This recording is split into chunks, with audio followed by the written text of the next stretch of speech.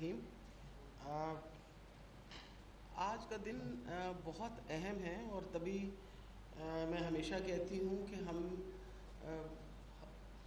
سال میں ایک دن نہیں منانا چاہیے، اس کو ہم اس کے بارے میں مسلسل سوچنا چاہیے اور اس کے اوپر غور اور فکر مسلسل کرنی چاہیے۔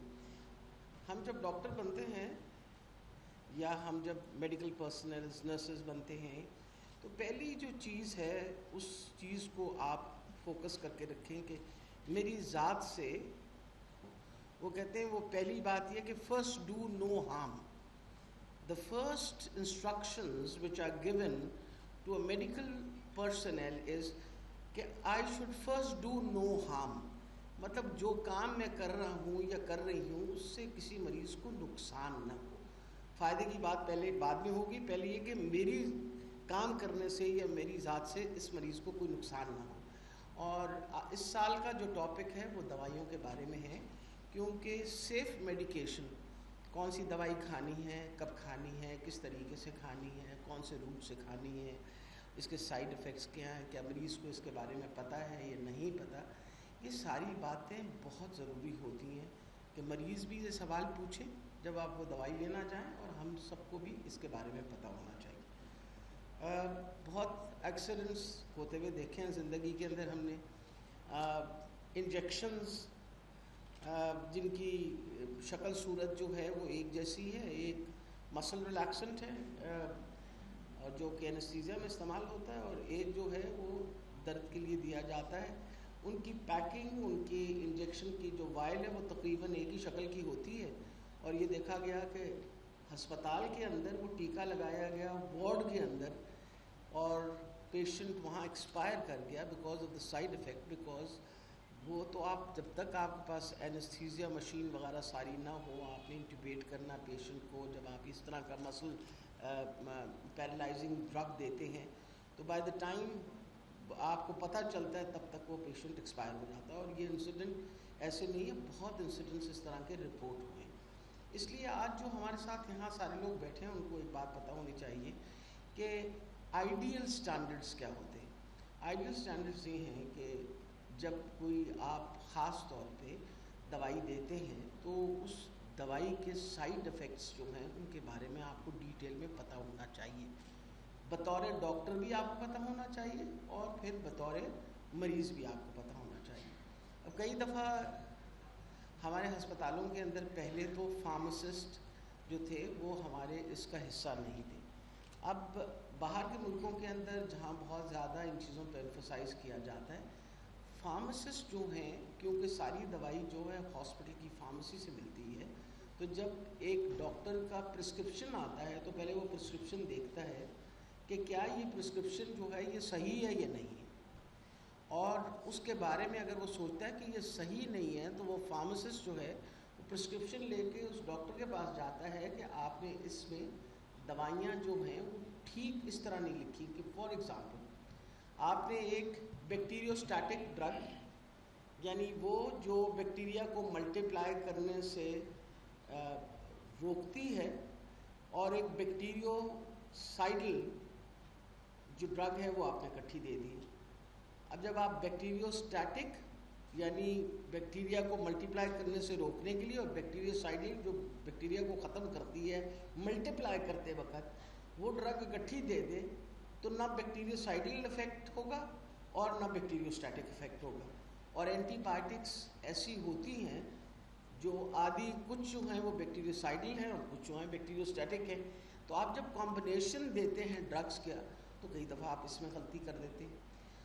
پھر سب سے امپورٹنٹ ایک اور چیز ہے کہ آپ جب دوائی دیتے ہیں تو آپ کو یہ بھی پتہ ہونا چاہیے، اب جیسے NSAIDs کے بارے میں، نان اسٹیرائڈل اینٹی انفلیمیٹری ڈرگس کے بارے میں بہت زیادہ پیپرز اور اس وقت آرٹیکلز آ چکے ہیں اور ایویڈنس اویلیبل ہے کہ it can result in kidney damage, renal damage اور رینل فیلئر۔ اب مقصد یہ ہے کہ اوور دا کاؤنٹر ڈرگس جو ہیں اویلیبل ہوتی ہیں، کیفلیم ہے، ڈائکلورین ہے، نیپروکسن ہے، یہ سب اویلیبل ہیں over the counter. On the other hand in کا ایڈورس افیکٹ آپ کے کڈنیز پہ ہو سکتا ہے۔ بغیر پرسکرپشن کے مریض جاتا ہے، جا کے لے لیتا ہے، ہم بطور ڈاکٹر پرسکرائب کرتے ہیں، یہ نہیں خیال کرتے کہ کتنے عرصے کے لیے دینا، اور یہ بھی خیال نہیں کرتے کہ آیا پہلے کہیں اس مریض کے آلریڈی کوئی افیکٹ تو نہیں ہوا کڈنیز پہ کہ ہم ان کو پھر ایک میڈیسن دے دیں جس کی وجہ سے وہ کڈنی فیلئر میں ہی چلا جائے. How long is the medication going to be given. یہ سارے آج بڑے اہم سوال اٹھائے گئے ہیں، اور میں خاص طور پہ جو آج ہماری نرسنگ اسٹوڈنٹس بیٹھے ہوئے ہیں، کیونکہ تو آپ اسٹوڈنٹس ہیں، اور میرے لیے بہت امپورٹنٹ یہ کہ ساری میڈیکیشن ہاسپٹل کے اندر، خاص طور پہ کھانے کی دوائی جو ہے وہ ساری میڈیسن جو ہے وہ نرسز دیتی ہیں. ہماری نرسز کی ایک پراپر ٹریننگ اس میں ضرور ہونی چاہیے کہ ان کو پتہ ہونا چاہیے کن دوائیوں کے کیا سائیڈ افیکٹس ہیں، جن پہ آج تک ہم نے آج سے پہلے کبھی محنت بھی نہیں کی، نہ کبھی غور کیا ہے کہ how should be train are nurses, how should be train those people who are actually dispensing drugs, جو ایکچوئل میڈیسن دیتے ہیں مریض کو. کیا ان کو پتہ ہے ان میڈیسنس کی کون سے سائیڈ افیکٹس ہیں؟ کیا ان کو پتہ ہے کہ ہم نے مریض کو بتانا ہے کہ ان کے سائیڈ افیکٹس ہو سکتے ہیں؟ کیا ہمیں یہ پتہ ہے کہ یہ جو میڈیسن دے رہے ہیں ان کی کمبینیشن ٹھیک ہے یا نہیں؟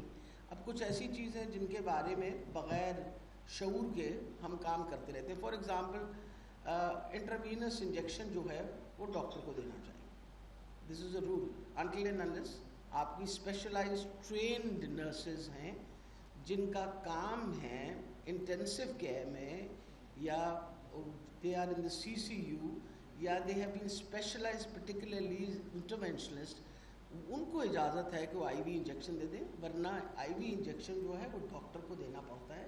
اور ڈاکٹر کے لیے بھی بڑا ضروری ہے کہ وہ ڈاکٹر صرف جب IV انجیکشن دے رہا ہوتا ہے تو وہ اس کی پہچان جو ہے صرف خود نہ کرے، ایک اور بندے سے پہچانوا کے اور پھر سائن کروائے کہ میں نے بھی یہ انجیکشن جو یہ فلاں انجیکشن ہے، اور تم نے بھی دیکھا، تم بھی اس پہ سائن کرو کہ یہ وہی انجیکشن ہے، تاکہ دو بندے انٹروینس، کیونکہ انٹروینس آپ کا سب سے تیز روٹ ہوتا ہے اور سب سے جلدی اس کے خلاف ایڈورس افیکٹ اور ریاکشنز ہو سکتے ہیں. ان ساری چیزوں کے اوپر ہمیں سب کو بہت زیادہ دھیان رکھنا چاہیے.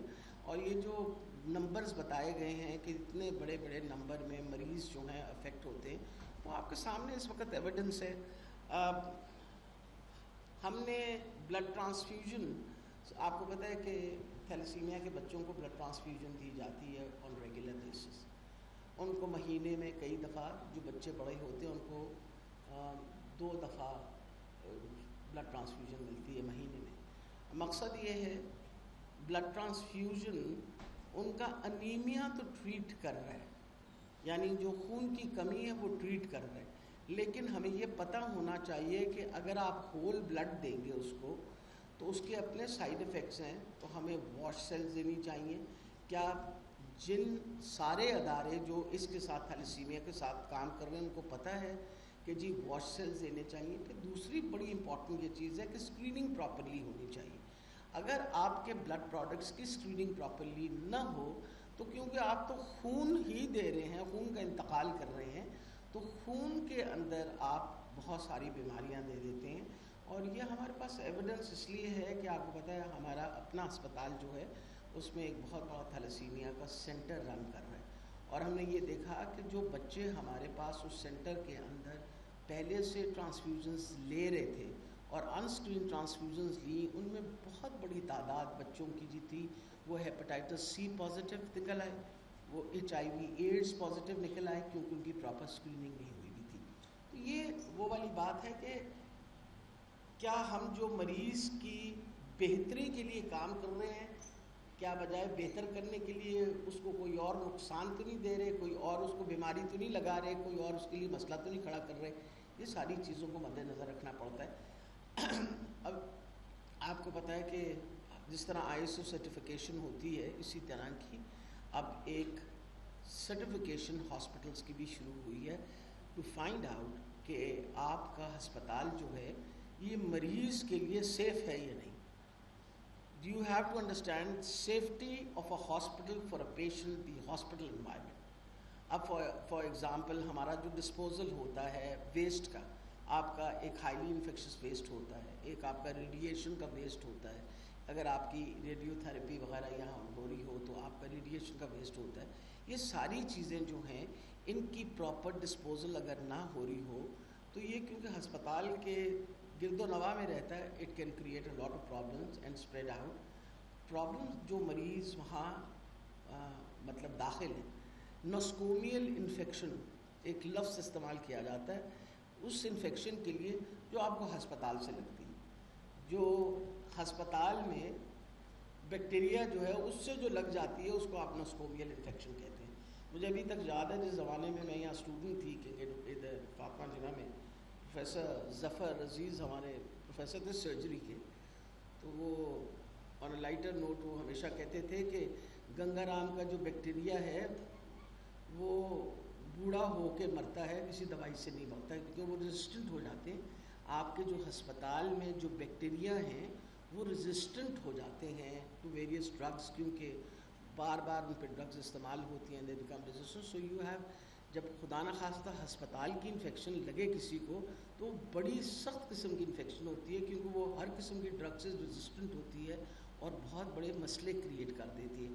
تو یہ ساری چیزیں جو ہیں ان کو ہم ایک طرف علاج کی بات کر رہے ہیں، لیکن ایک طرف دوسری طرف جو بہت اہم بات ہے وہ اس چیز کی بھی بات کر رہے ہیں کہ آیا ہماری ساری انوائرمنٹ اب مریضوں کے لیے صاف ہے یا نہیں، یہ پریونٹ کرے گی یا نہیں بیماری کو، آیا جو ہم دوائیاں دے رہی ہے ان سے فائدہ زیادہ ہے یا نقصان زیادہ ہے. یہ بہت ساری چیزوں کو مد نظر رکھتے ہوئے یہ آج کا دن جو ہے انہی چیزوں پہ شعور پیدا کرنے کے لیے کہ جی آپ لوگوں کو پتہ ہونا چاہیے. This should be a part of your training. مطلب اٹ کانٹ، یہ نہیں ہو سکتا کہ یہ ایک دن ہم بات کر لیں، آج 17 ستمبر کو بات کر لیں، پھر اگلے سال پھر 17 ستمبر کو بات کریں، اس کا کوئی فائدہ نہیں ہے. سب سے امپورٹنٹ چیز ہے کہ آپ کو یہ بات سمجھنی چاہیے کہ بطور معالج آپ کے اوپر بہت بڑی ذمہ داری ہے. آپ کے اوپر اتنی بڑی ذمہ داری ہے کہ آپ جو علاج کر رہے ہیں اس کا اگر خدا نخواستہ فائدہ نہیں ہے تو کیا خدا نخواستہ ہم نقصان تو نہیں دے رہے اس کا. یہ سوال آپ لوگوں نے مسلسل اپنے آپ کو پوچھتے رہنا ہے جب آپ اپنا کام کرتے ہیں. میں اس بات کی I feel very proud about this facts. یہ وہ ایشوز تھے جن کو کبھی کسی نے ریز نہیں کیا تھا. یہ ایسی باتیں تھیں جن کے بارے میں کوئی بندہ بات نہیں کرتا تھا. ہمارے پروفیسرز کو بھی کوئی کنسرن نہیں ہوتی تھی. لیکن میرے خیال میں، کیونکہ میں نے اپنے آپ کو ہمیشہ پبلک ہیلتھ کے اندر بہت زیادہ انوالو رکھا، یہ سارا بسم اللہ جو ہے اس کی ہم نے شروعات جو آپ کے سامنے حسین جعفری نے بتایا کہ ہم نے بہت پہلے اس کی شروعات کر دی تھی. اب تو کیونکہ بطور منسٹر میں روب شوب ڈال کے مزید کام کروا سکتی ہوں. جس زمانے میں روب ڈالے بغیر بھی لوگوں کے ترلے منتے کر کے تو ہم یہ کوشش کیا کرتے تھے کہ لوگ اس بات کو سمجھنے کی کوشش کریں، جتنا شعور پیدا کر سکتے ہیں ان میں پیدا کریں، کیونکہ آپ کے علاج کا یہ اہم حصہ ہے. آپ اپنے آپ کو ایک مریض سمجھیں اور آپ یہ دیکھیے کہ آپ کا جو علاج کرنے لگے ہیں کیا آپ کو اس کے علاج کے بارے میں پتہ ہے، اس کی سائیڈ ایفیکٹس پتہ ہیں، کیا مسئلے ہو سکتے ہیں، آپ سے کسی نے بات کی ہے، اگر نہیں کی تو آپ سوال پوچھیں ان سے. میں آپ کو ایک چھوٹا سا قصہ سناتی ہوں. میں آپ کو پتہ ہے ان یوٹرو ٹرانسفیوژن کرتی ہوں، یعنی ایک آرچ انکمپیٹیبلٹی، خدا نخواستہ ماں کا بلڈ گروپ نیگیٹو ہو اور وہ اینٹی باڈیز اس کی باڈی میں بن جائیں کیونکہ بچے کا بلڈ گروپ پازیٹیو ہے، تو آئندہ جو بچے ہیں ان پہ اس کا اثر ہوتا ہے اور اینٹی باڈیز ماں کی طرف سے کراس کر کے بچے میں خون کی کمی اختیار ہو جاتی ہے اور وہ بچہ جو ہے ماں کے پیٹ میں انتقال کر سکتا ہے. اب اس چیز کو روکنے کے لیے ایک ہی طریقہ ہے کہ ہم بچے کو 20 ہفتے کے بعد ماں کے رحم کے اندر ہی، یوٹرس کے اندر ہی اس کو بلڈ ٹرانسفیوژن دے دیں.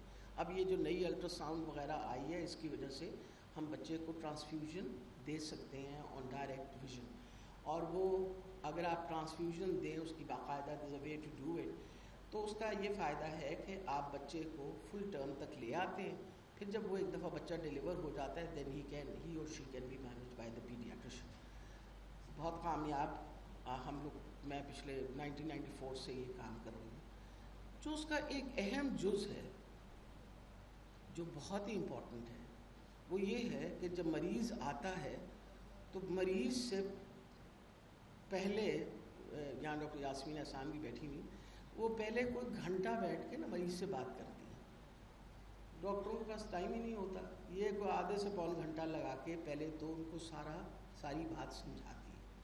پھر ساری بات سمجھانے کے بعد ان کو سارے سائیڈ ایفیکٹس بتاتی ہیں. وہ یہ بتاتی ہیں کہ یہ اس پروسیجر سے 3% بچوں کے اندر یہ نقصانات ہو سکتے ہیں. بچے کو ڈیورنگ ٹرانسفیوژن ایڈورس ریاکشن کی وجہ سے اگر اس کا ہارٹ کا پرابلم ہو تو وہ بچہ جو ہے it can have a cardiac arrest. سارے سائیڈ ایفیکٹس، ماں کے انفیکشن ہو سکتی ہے، ماں لیبر میں جا سکتی ہے، ٹائم سے پہلے پری ٹرم ڈیلیوری ہو سکتی ہے، ابرپشو پلیسنٹا سپریٹ ہو سکتا ہے. یہ ساری چیزیں سمجھاتی ہیں. اس کے بعد ایک فارم ہوتا ہے جو باقاعدہ وہ فل کرتی ہیں، وہ ٹک مارک کر کے کہ جی آپ نے یہ بات سمجھ لی ہے. اب اگر آپ نے یہ بات سمجھ لی ہے تو پھر اس پہ آپ سائن کر دیجئے. This is known as a consent form. اور کنسینٹ فارم ہمیشہ ہر سرجری کا سائن ہونا چاہیے. ہسپتالوں میں ہم کرتے ضرور ہیں کنسینٹ فارم، لیکن کبھی کسی نے مریض کو بتایا نہیں کہ کس کا سائن ہو. بیچارہ کہتا جی آپریشن دا سائن کروا دو، وہ کہتے جی کر لو. وہ بیچارے نے مسکین کو پتہ ہی نہیں ہے کہ میرے نال ہونا کی ہے. ایکسپلین ٹو دا پیشنٹ اس کا کیا، میں آپ کو بتاؤں کیا افیکٹ کیا ہوتا ہے. پھر وہ پیشنٹ جب میرے پاس آتی ہے تو میں دوبارہ دہراتی ہوں یہ ساری باتیں کہ کیا آپ کو یہ پتہ ہے سارے سائیڈ ایفیکٹس آپ کو ڈاکٹر صاحبہ نے بتا دیے ہیں. وہ کہتے ہیں جی ہمیں پتہ ہے. کیونکہ ہم پھر جس طرح اپنا گوندل صاحب نے فرمایا ہے، مریض کی مرضی کے خلاف تو نہیں کریں گے. مریض کو آپ سائیڈ ایفیکٹ سمجھائیں. اگر مریض اس کے باوجود کہتا ہے کہ میں علاج کروانا چاہتا ہوں، آپ ضرور علاج کرو گے. نہیں کروانا چاہتا تو کوئی زبردستی نہیں ہے. میرے پاس ایک مریضہ آئی اور اس مریضہ کی ہم نے اس کا ایک بچہ زندہ تھا، اس کے بعد 3 بچے اس کے پیٹ پہ فوت ہو چکے تھے. ہم نے اس کی ان یوٹرو ٹرانسفیوژن کی.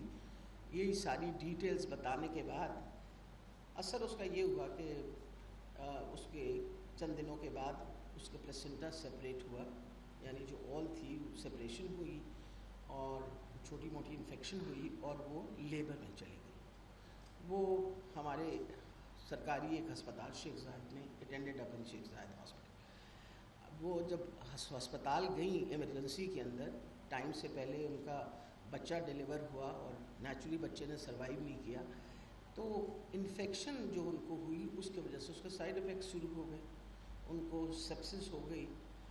اچھا، اب ہماری جو عادت ہوتی ہے بطور معالج، اب سوچتے ہیں کہ ہر بندہ جو ہے وہ غلط ہے اور میرے سے زیادہ عقلمند بندہ کوئی نہیں. اب وہ ڈاکٹرز اس کو بار بار کہیں مریضہ کو یہ کام سارا خراب جو ہے نا یہ ڈاکٹر یاسمین نے کیا ہے. اب وہ کہے کہ جی دیکھیں ڈاکٹر صاحب نے مجھے یہ سارے سائیڈ ایفیکٹس بتائے تھے، انہوں نے بتایا تھا یہ مسئلہ ہوگا، آپ علاج کریے، مجھے پتہ ہے کہ یہ سائیڈ ایفیکٹ ہوتا ہے تبھی میں آپ کا. وہ بیچاری اس کی سیپسس اتنی انکریز ہو گئی کہ وہ فائنلی وینٹیلیٹر پہ چلی گئی. اور اس کا جب میرے ساتھ بات چیت ہوئی، جب وہ she recovered and came back to me, تو مجھے کہنے لگی کہ وینٹیلیٹر جب تک میں ہوش میں تھی میں مسلسل، جب ڈاکٹرز آپ کے بارے میں بات کرتے تھے تو میں ان سے کہتی تھی ڈاکٹر صاحبہ نے مجھے یہ ساری باتیں بتائی ہیں، میں نے اپنی مرضی سے اپنا علاج کروایا، آپ اس کی کمپلیکیشنز کا پتہ تھا، آپ اس کا علاج کریے.